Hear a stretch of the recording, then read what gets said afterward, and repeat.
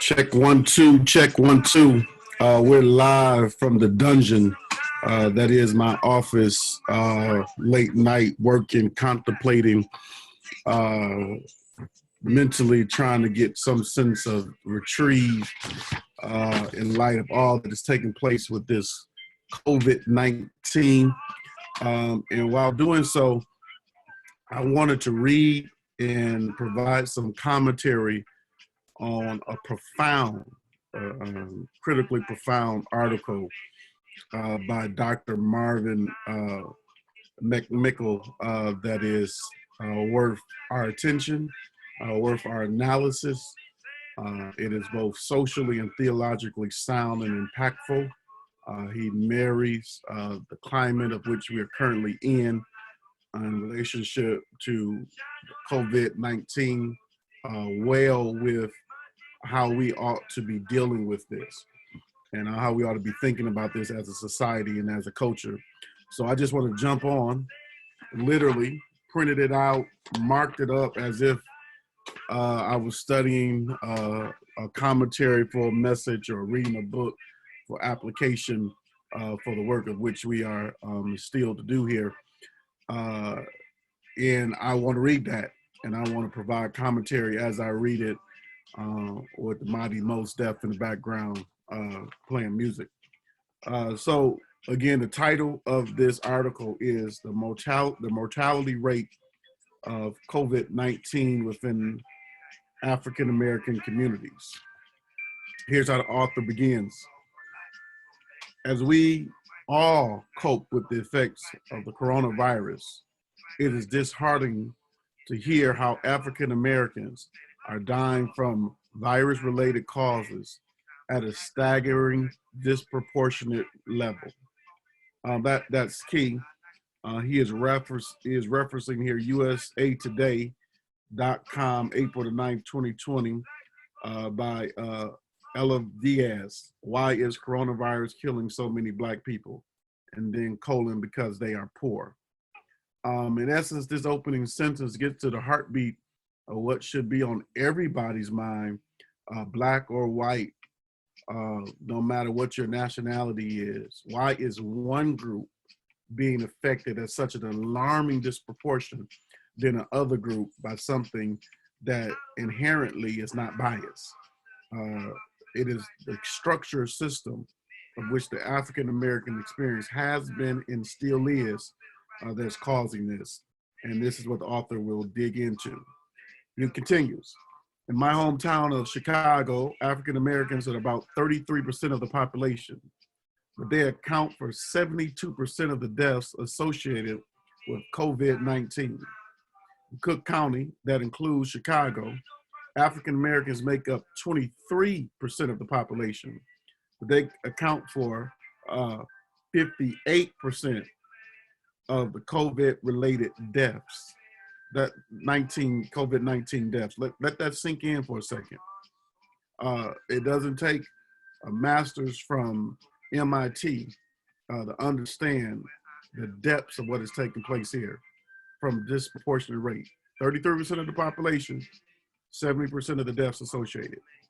Go into the whole Cook County and Chicago area, 23% of the population, 58% of the deaths. But it doesn't stop there. The same pattern appears in other major cities as well. In Louisiana, African Americans are 32% of the population, but they constitute 70% of COVID-19 related deaths. In Michigan, my hometown, my home state, in Michigan, African Americans are dying at 8 times the rate of whites. In Milwaukee, one of my best friends is from African Americans, are 32% of the population, but they are 45% of the COVID-19 diagnoses and 70% of the deaths in Milwaukee. Again, that ought to be alarming no matter what your race is. It's a matter of equality, unless you're one of those people that feel like social justice is attacked on certain theological principles. What do these communities of color have in common besides the disproportionate impact of COVID-19? What's the common denominator here? The Chicago Tribune says you can contribute the differences in mortality and infection rates to the social economic status that preceded this epidemic. I mean, it didn't start with this pandemic. It didn't start with this COVID-19. This tragedy brought on by COVID-19 is a direct result of decades and even centuries of earlier tragedies. USA Today puts it this way: the COVID-19 is disproportionately killing African Americans in a horrible and deplorable rate. But it is only shocking to those who have historically turned a blind eye to the plight of the communities of color in our country. This is no shock to those that are awoke, those that are awake, those that are aware of how we are always the less fortunate as it relates to the climate, the social climate, from the social norms to the inherent economic structure of this country. Let's go on. Higher rates of high blood pressure, diabetes, obesity, asthma, and heart disease make African Americans more susceptible to the impact, susceptible to being impacted by and dying from the virus. This is called comorbidity is the new term there. Comorbidity is there, the term there. Easy for me to say. Living in poverty, not having access to affordable health care, not having access to fresh meats and vegetables, and being reliant on public transportation that makes social distancing impossible are major contributions to this higher rate of infections and death as it relates to COVID-19. Now, I want you to see the correlation between some of the health issues that were brought up earlier, such as high blood pressure, diabetes, obesity, asthma, and heart disease. Some might easily be led to say, well, just eat better. But those of us that are aware, medically aware, or publicly health, from a public health standpoint, astute, we understand that fresh meats and fresh vegetables are something that is harder for those in the community that makes up most people of our African descent. Is hard to get a hold to. The stress levels, the injustices from centuries, as the article mentioned earlier, also plays a role into these ongoing issues and these unhealthy preventive care habits that could be instilled in us, but there's so many other factors that make that. Then the environmental issues. Why are we more prone to asthma? And then here's a disease that attacks your respiratory. And so it makes those already subject to that because of environmental issues that from what is allowed to be built and planted and polluted in our communities. That plays an incredible factor. In Chicago, he goes on here, in Chicago, food and pharmacy deserts are concentrated on the south side, where I grew up, and 8 of the 10 zip codes with the highest percentage of people without cars are on the south and west sides of Chicago town. It goes on, this matter of transportation is an additional factor in the exposure to COVID-19. Listen, add to these underlying health conditions that the fact that many African Americans have jobs that cannot be performed at home and be a part of this, quote, state-ordered, stay-at-home, unquote, policy to avoid infection. Many of them have to use public transportation every day. Many African Americans are bus drivers, subway operators, fast food workers, grocery store clerks, and truck drivers delivering food and other essential workers who deliver much needed products while other people stay sheltered in their homes. Just let that sink in for a second. He goes deeper. How ironic is it that the people who must fight just to earn a living wage of $15 per hour are now providing many of the essential services that other people rely on who earn 10 times that amount? They're the ones put on the front line, while others are able, because of their economic stability and work flexibility, to stay confined to their home and still get their job done and still get paid. COVID-19 is serving as an X-ray, perhaps even a CAT scan on the health and economic disparity rampant in this country. How tragic that a nation's centuries-long history of racism has resulted in overcrowded housing, has resulted in low-paying jobs, have resulted in limited access to preventative health care, and an economic position that forces too many African Americans to use the emergency room as their first line of and primary source of medical care and first line of defense as it relates to the sicknesses that they face. We get sicker more easily because of these pre-existing and underlying conditions. Don't miss that. We don't get this because we're just inherently inferior to anybody else. It's because of these pre-existing and underlying conditions. When we get treatment, we are often in an acute state where the condition is so advanced that we are more likely to die sooner than those who are not harnessed to this history of structure and intentional social neglect. What a powerful statement. I agree with the New York governor, Andrew Cuomo, who says during one of his daily news briefing about the impact of COVID-19 in his state, the poorest people always end up paying the highest price where sickness and early death are concerned. Why is that? At this point, I hope you know why. In fact, my prayer is that you always knew why. There's more. Here's the challenge that confronts this country.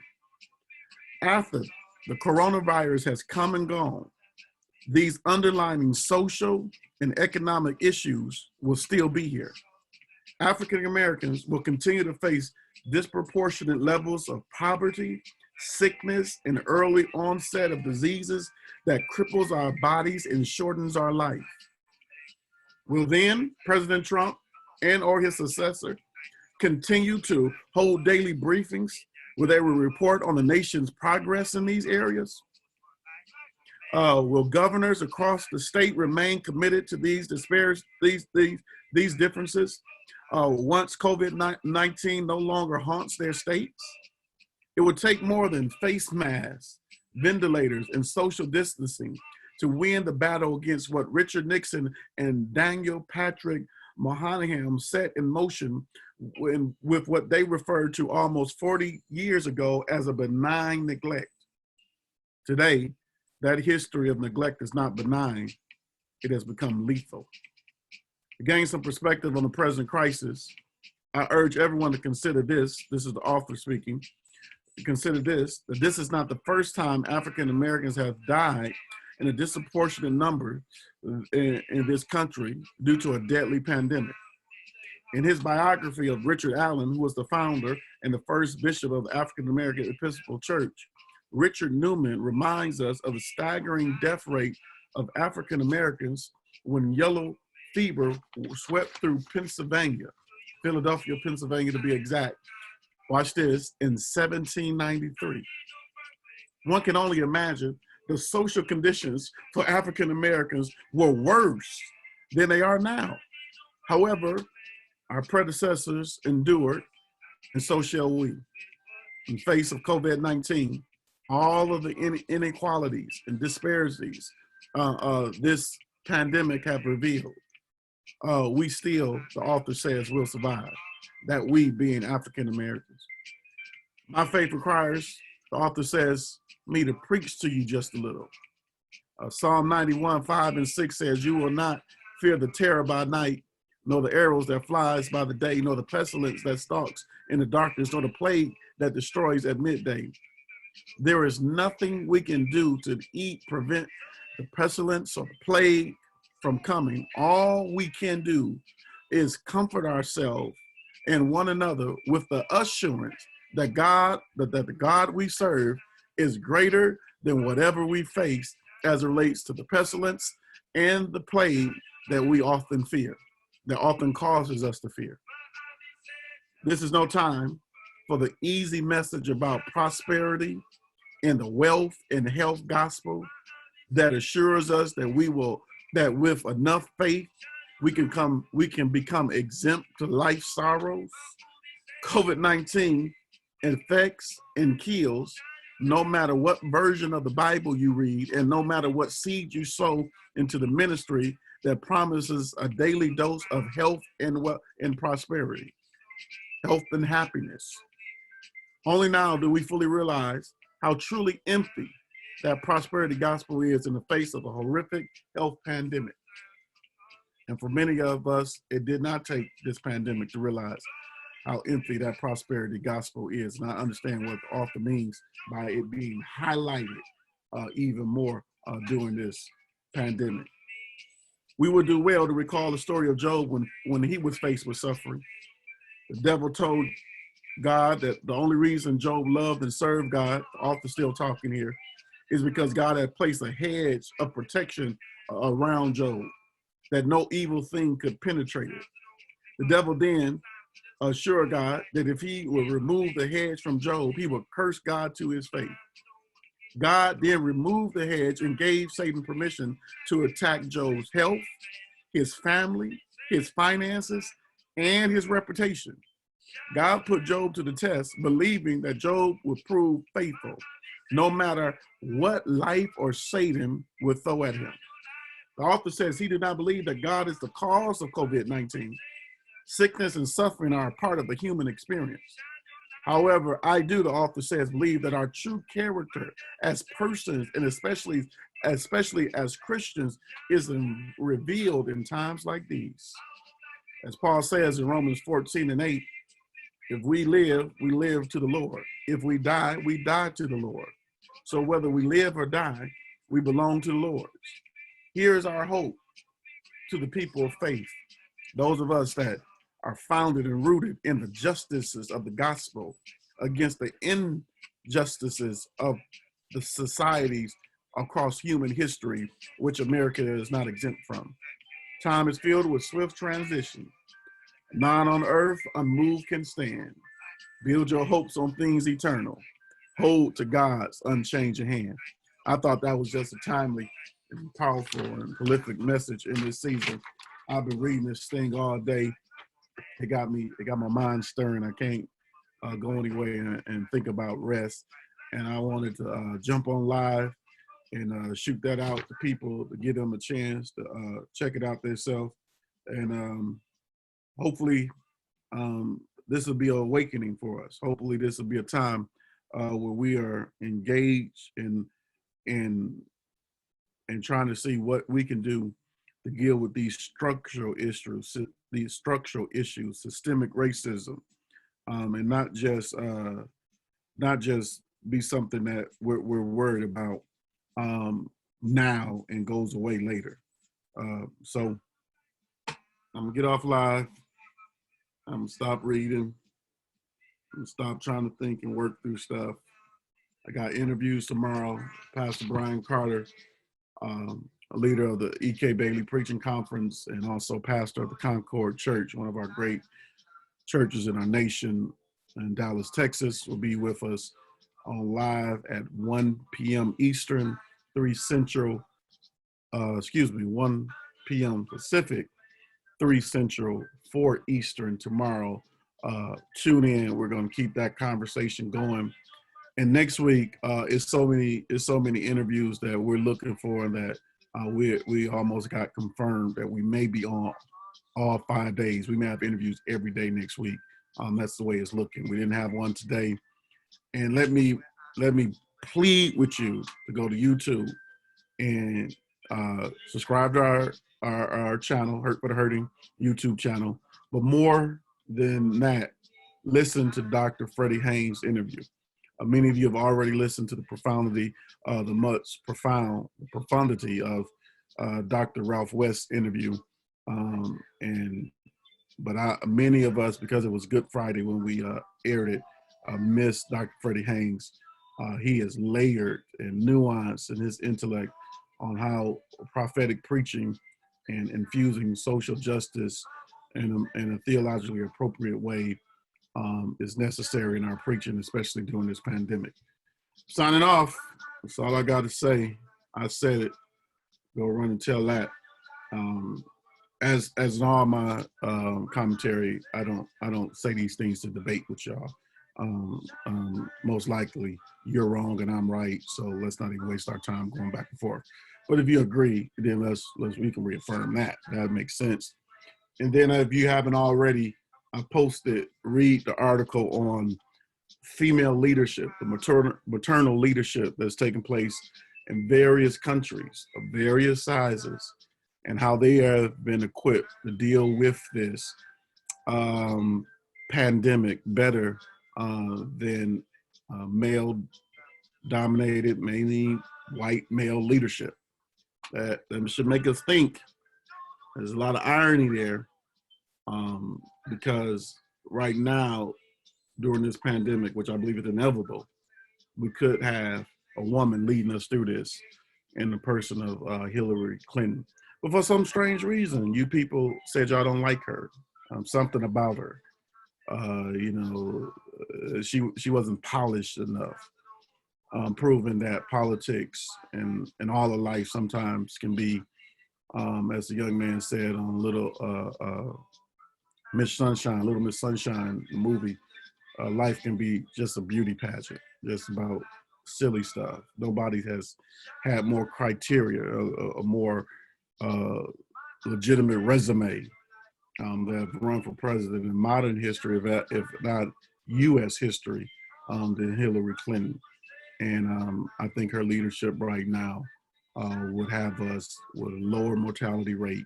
And I don't think she would just get great leadership from a country's perspective. I believe it would have been great leadership from a world perspective. And historically, that's what America provided. Not just leading our country well, but leading the world well through crisis. Um, at various times, not always. But in World War II is an example of such things. The first Desert Storm would be an example of such things, and we have a lot of negative examples that we have been to the world, a lot of hypocrisy that we have been to the world. Vietnam War and others would be an example of that. So I don't want to make that a blanket statement as if America always globally got it right, both militarily and politically and socially. But there are times where we have, and the world have leaned on us and depend on us to do so. Either way, they depend on us, even when we're wrong. And I'm glad that in this case, many of them has just sort of ignored what's going on in Washington. So that was the pre-finally that really wasn't the finally. That's just the PREACHER.